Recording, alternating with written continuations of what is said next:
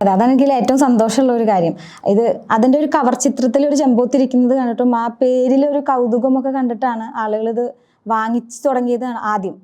ഷാർജയിൽ നിന്ന് അങ്ങനെയാണ് അത് വാങ്ങിച്ചു തുടങ്ങിയത്. ആ കവറിലൊരു കൗതുകമാണ് കൂടുതൽ ആളുകൾ. പിന്നെ ഈ വായിച്ചവരുടെ അഭിപ്രായങ്ങൾ വന്നു തുടങ്ങി. അപ്പോൾ ഷാർജ ഇൻ്റർനാഷണൽ ബുക്ക് ഫെയറിൻ്റെ ആ ഒരു ദിവസങ്ങൾ എന്ന് പറയുമ്പോൾ ഒരു 12-13 ദിവസങ്ങളാണ്. അതിൽ ആദ്യത്തെ ഒരു 4 ദിവസത്തിൽ തന്നെ അത് തീർന്നു. കാരണം വായിച്ചവർ പിന്നെ റിവ്യൂ ഇട്ട് തുടങ്ങി. ആ റിവ്യൂ കണ്ട് പുസ്തകം അന്വേഷിച്ച് വന്നു തുടങ്ങി. അങ്ങനെ ഒരു അനുഭവം എനിക്ക് ആദ്യത്തെ പുസ്തകത്തിൽ നിന്ന് ഉണ്ടായിട്ടില്ല. അതുകൊണ്ട് തന്നെ ഇതെനിക്ക് ഭയങ്കര സന്തോഷമാണ്. അങ്ങനെയാണ് തിരുവനന്തപുരത്തേക്കും നിയമസഭാ പുസ്തകോത്സവത്തിനും വരാമെന്നുള്ളൊരു തീരുമാനത്തിലെത്തുന്നത്. മോഹൻകുമാർ സാറാണ് അത് പ്രകാശനം ചെയ്തത്. ഇപ്പോൾ ഞാൻ നാടുമായിട്ട് അധികം ഒരു കണക്ഷൻ ഇല്ലാതായിട്ട് ഒരു 10 വർഷമെങ്കിലും ആയിട്ടുണ്ട്. ഞാൻ ആസ്ട്രലിൽ വർക്ക് ചെയ്യുന്നു. പക്ഷേ അതിൻ്റെ മുമ്പുള്ളൊരു കുട്ടിക്കാലമുണ്ട്. ഞാൻ പറഞ്ഞ എൻ്റെ ഗ്രാൻഡ് ഫാദറിൻ്റെ കൂടെയും എൻ്റെ തറവാട്ടിലും ഒക്കെയുള്ള ഒരു കാലമുണ്ട്. എൻ്റെ 2 വീടുകൾ, ഉപ്പാടെ വീട്ടിലും ഉമ്മാടെ വീട്ടിലുമായിട്ടുള്ള ആ കാലങ്ങളുണ്ട്. അതിൻ്റെ ഓർമ്മകളാണ് എൻ്റെ ആദ്യത്തെ പുസ്തകത്തിൽ കുറച്ച് ഭാഗങ്ങളിലെങ്കിലും വരുന്നത്. അതെൻ്റെ ചുറ്റുപാടുകളെ കുറിച്ച് മാത്രമേ അതിലുള്ളൂ. പിന്നെ ഞാൻ ഹോസ്പിറ്റലിൽ കണ്ട കാഴ്ചകളും കൂടെ ചേർത്താണ് ആ പുസ്തകം ഉണ്ടാകുന്നത്. അത് ചില എൻ്റെ ഒരു ട്യൂഷന് പോകുന്ന സംഭവങ്ങൾ, അല്ലെങ്കിൽ എൻ്റെ ഗ്രാൻഡ് പാരൻസ്, എൻ്റെ മദർ, എൻ്റെ കസിൻസ്, അങ്ങനെയുള്ളവരൊക്കെയാണ് ആ പുസ്തകത്തിൽ കൂടുതലുണ്ടായിരുന്നത്. അല്ലാതെ അതിനകത്ത് പ്രത്യേകിച്ചൊരു വലിയൊരു പശ്ചാത്തലങ്ങളൊന്നും വരുന്നില്ല. പക്ഷേ ഹോസ്പിറ്റലിൽ ഒരു 4-5 സംഭവങ്ങൾ, എനിക്ക് ഉള്ളിൽ വളരെയധികം വേദന തോന്നിയ കുറച്ച് സംഭവങ്ങളൊക്കെ അതിനകത്ത് വന്നപ്പോഴാണ് ആ പുസ്തകം ഒരു പുസ്തകമായിട്ട് ആളുകളിലേക്ക് എത്തണം എന്ന് തോന്നിയത്. അങ്ങനെ അപ്പോൾ അതിൽ 2 കൂടി മിക്സ് ചെയ്തു, അനുഭവങ്ങളും ചെറുകഥകളും എന്നുള്ള പോലെ 2 കൂടി മിക്സ് ചെയ്തിട്ടാണ് ആ പുസ്തകം ഉണ്ടാകുന്നത്. പഠനം BA ഹിസ്റ്ററി കഴിയുന്നു. BA ഹിസ്റ്ററി കഴിഞ്ഞിട്ട് പിന്നെ B.Edന് പോകുന്നു. പിന്നെ അവിടെ വെച്ച് പിന്നെ അവിടെ നിന്നൊന്ന് ബ്രേക്കായി വീണ്ടും ആ ടീച്ചിങ് ഫീൽഡിലേക്ക് ഒരു 2-3 മാസമൊക്കെ കടന്നിട്ടുണ്ടാകും. അത് കഴിഞ്ഞ് പിന്നെ അയാട്ട പഠിക്കുന്നു.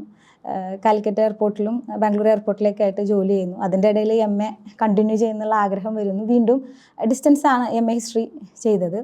അത് കഴിഞ്ഞ് ഹോസ്പിറ്റലിലേക്ക് മാറിയതിന് ശേഷം MBA ഹോസ്പിറ്റൽ അഡ്മിനിസ്ട്രേഷൻ ഒരു 4 വർഷം മുമ്പ് അതും എടുക്കുന്നു. അപ്പം ആ പഠിപ്പിൻ്റെ ഒരു ഭാഗം എന്ന് പറഞ്ഞു കഴിഞ്ഞാൽ അത്രയും എല്ലാം പഠിച്ചതൊക്കെ നാട്ടിൽ തന്നെയാണ്. MBA മാത്രം UAE എടുത്തു.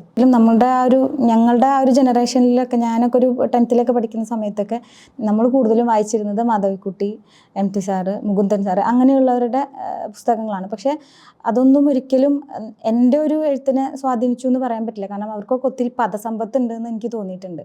എന്നെ സംബന്ധിച്ചിടത്തോളം അത്രമാത്രം പദങ്ങൾ വെച്ചിട്ടുള്ളൊരു കസർത്തൊന്നും എൻ്റെ ഒരു പുസ്തകത്തിലും കാണാൻ പറ്റില്ല. ഈസി റീഡിംഗ് ആണ്. വളരെ പെട്ടെന്ന് വായിച്ച് തീർക്കാവുന്ന രീതിയിലാണ് ഞാൻ എഴുതാറുള്ളത്.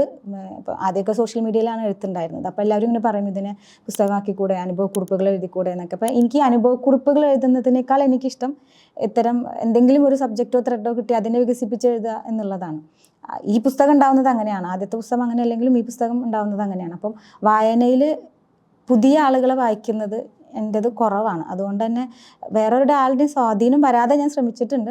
എൻ്റെ ആ ഒരു ശുഷ്കമായ പദസമ്പത്ത് വെച്ചിട്ടുള്ള പുസ്തകങ്ങളാണ് എൻ്റെ 2.